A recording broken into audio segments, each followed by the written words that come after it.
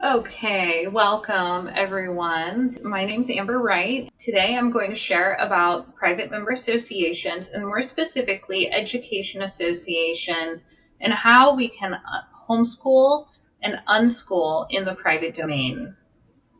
Before I get into the details and the meat of this presentation, I want to share about the hierarchy of laws in America. Right here our we have the public and private domains, and that's what we're going to be talking about today. Is how do you have a PMA and offer to the private domain only when at the same time you're advertising in the public domain? That's another topic too. So we need to understand these hierarchy of laws. So statutory law is state law. They're the statutes and codes that often people will bring up, oh, I'm homeschooling, but the state tells me that I have these requirements I need to make, and I need to report my children's learning level to them twice a year. So those are statutes and codes. And then above that, all these statutes have to comply with our Constitution and our constitutional rights. And under that, what we have is scriptural authority as well. We have scriptural authority, God's law and natural law is above the Constitution, and most of us do not know this.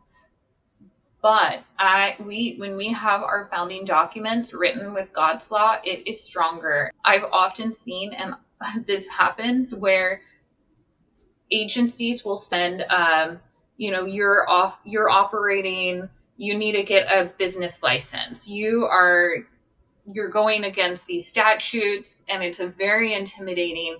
And then the PMA will send a response with scripture in their letter and talking about our rights, our constitutional rights, and then it just goes silent and the state agencies leave them alone.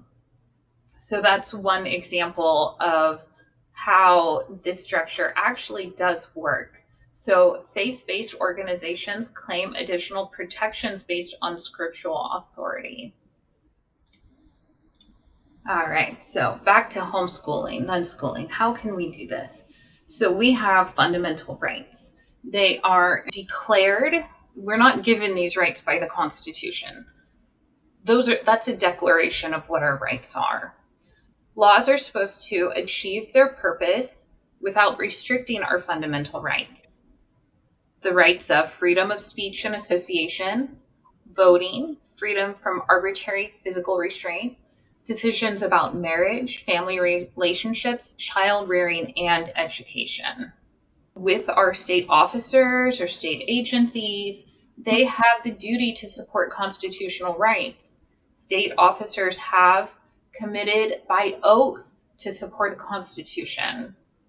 This is the real meat right here. The Supremacy Clause dictates that federal law is the supreme law of the land, that judges in every state must follow the Constitution, laws, and treaties of the federal government in manners which are directly or indirectly within the government's control. Which we don't necessarily want to say, oh, we want the federal government to control everything, but it is saying that the federal government has to follow the Constitution and that they're bound together. The right to an education is the right of the parent, also has the right of the parent to direct that education. So it's up to the parents to decide how to educate their child. Do they want to go to public school? Do they want to go to private school? Do they want to go to a private education association or children's ministry?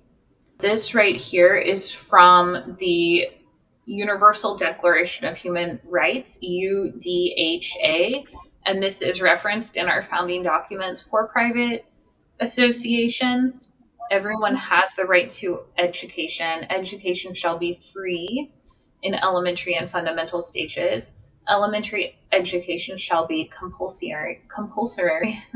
Technical and professional education shall be made available, and higher education shall be equally accessible on the basis of merit. Education shall be directed to the full development of the human personality and to the strengthening of respect for human rights and fundamental freedoms. It shall promote understanding, tolerance, and friendship among all nations, racial or religious groups, and shall further the activities of the United Nations, because this is a universal declaration, for the maintenance of peace. Parents have a prior right to choose the kind of education that shall be given to their children. So here are more case laws about the right of the parent to guide and direct education. There's one, Pierce versus Society of Sisters, which is a landmark decision of the United States Supreme Court striking down an Oregon statute that required all children attend public school. Another one, Pierce versus Society of Sisters. The ruling became a Magna Carta of sorts for private schools, including faith-based ones safeguarding their right to operate. And then another one where the court declared a Nebraska law unconstitutional. It violated liberty protected by due process clause of the 14th Amendment. And here's another one that I don't have the description for yet. So numerous cases, there has been, the Supreme Court has made note or made apparent that there exists a public domain and a private domain in the United States. The First and 14th Amendment rights of free speech and free association are fundamental and highly prized and need breathing space to survive. Freedoms such as these are protected not only against heavy-handed frontal attack, but also from being stifled by more subtle government interference. This NAACP is a PMA, by the way. The private domain is referred to as a sanctuary from unjustified interference by the state. It's a constitutional shelter, and again, as a shield. In addition, the Supreme Court, in this case, refers to the domain set apart for free assembly. The First Amendment right to association creates a preserve, and in summary, the private domain of an association is a sanctuary, constitutional shelter, shield, and domain set apart and a preserve according to these Supreme Court decisions. It's important for us to realize that we have these rights to associate. And when we have our homeschool under an association, we are removing the jurisdiction of the state in determining the education for our children. We're taking that back, and we are deciding to educate them in private domain. And that's where we can say to the state, there's a form for this when pulling children out of public school that is sent to the school system that says, we hereby remove you the duty to educate our children with the children's names. And it's basically firing the state. It's firing, you don't have the role, say, over my children's education anymore. And then furthermore, in homeschool or in private education associations, we offer a homeschool diploma, or the association itself will create their own graduation diploma for high schoolers. The regulations that you have attached, so before, pertain to businesses that conduct business with the public. As a private membership association, we provide no product or service to the public. And that's why PMAs will put a sign on the door that says, service is not for the public, this is for private members only. And as a private member association, our right to assemble with one another to follow our faith is clearly within the private domain.